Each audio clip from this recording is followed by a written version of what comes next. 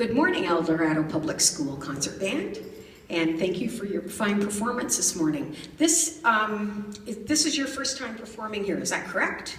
So what did you think when you got in the room? There's no right or wrong answer. What did you think? Yeah?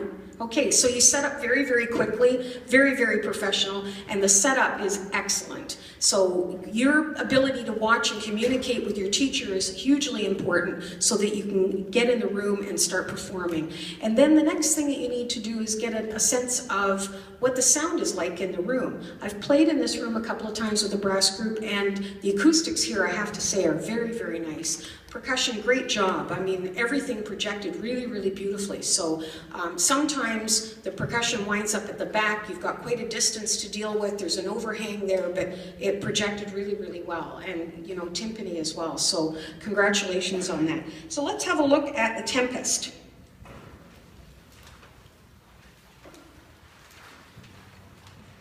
Great opening at the beginning.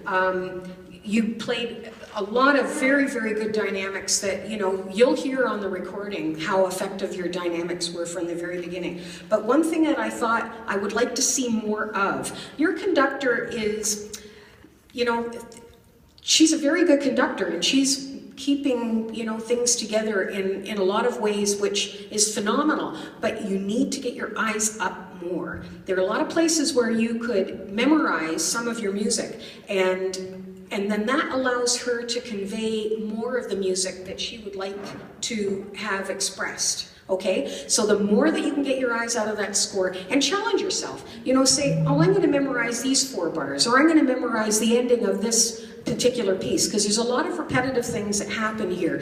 And, you know, she's not just beating time. If you think of what it would be like to see a recording studio, they've got these big, big recording soundboards, and they have all kinds of levers and dials and switches. And that's what she basically does. You know, she's going to say, turn this down so that we can hear that fantastic timpani roll and the crescendo here. And so she needs to be able to do that. So the more that you can memorize your music and keep your eyes up and have that kind of contact with her, the better off you will be. All right, so let's go from the beginning of The Tempest. 1, 2, 3, and.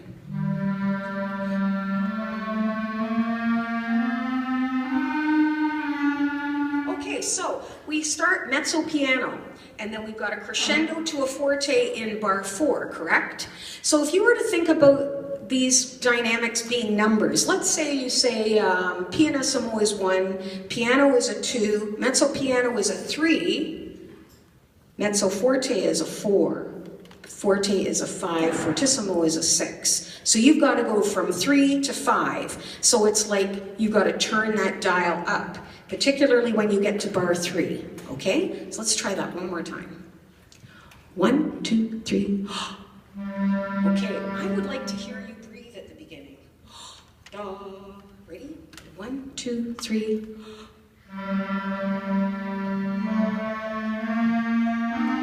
Turn up that dial. Okay, so we've turned the dial up. We've got forte, level 5, and then we've got a diminuendo, and we've got to get back down to mezzo piano. But everybody is playing pretty much. Most everybody is playing. So we've got to get back down to that dynamic when we get there. Let's try that one more time. 1, 2, 3. Oh, wait a second. The crescendo doesn't happen until bar 3, does it? Ready? 1, 2, 3.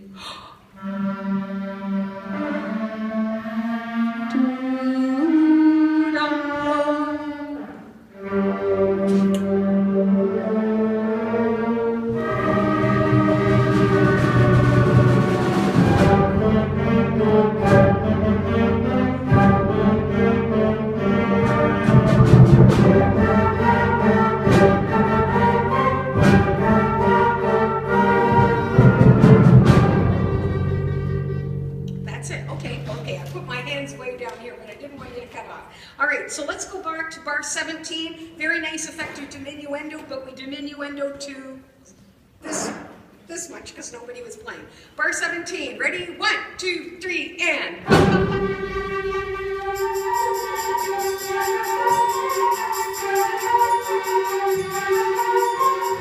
Okay, so what happens when we get to bar 22? We've had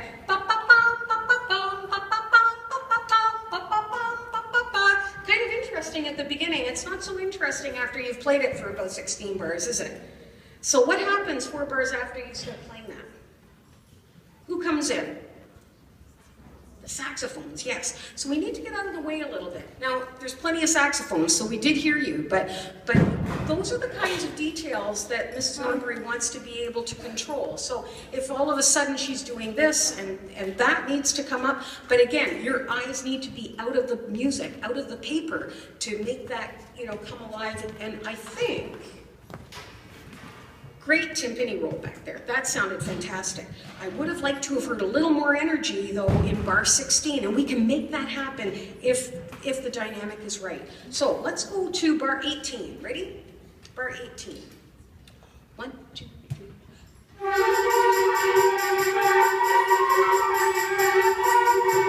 Okay.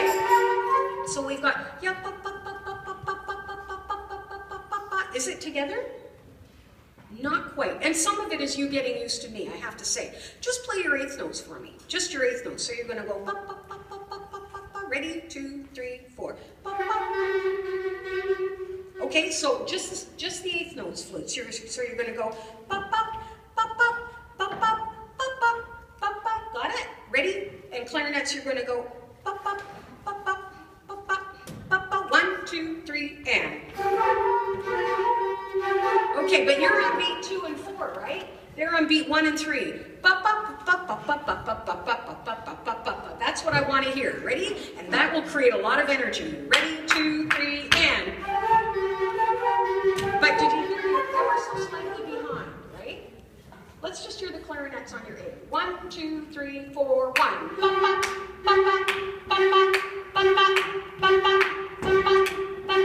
Excellent. Okay, flutes, ready? 1, 2, 3, and. Okay, let's put it together now. Ready? 1, 2, 3, and. Okay, you're playing on 2. You're playing on 1 and 3. I need you to play on 2 and 4. Ready? 1, 2, 3, and.